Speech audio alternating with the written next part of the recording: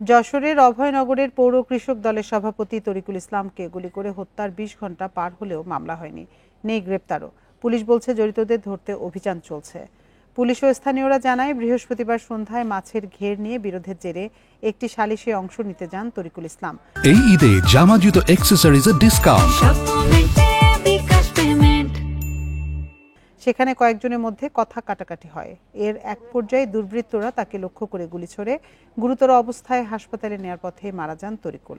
হত্যাকাণ্ডের প্রতিবাদে মরদেহ নিয়ে বিক্ষোভ করে এলাকাবাসী। পরে বিক্ষুব্ধরা অভিযুক্ত পিন্টুর বাড়িতে ভাঙচুর ও অগ্নিসংযোগ করে।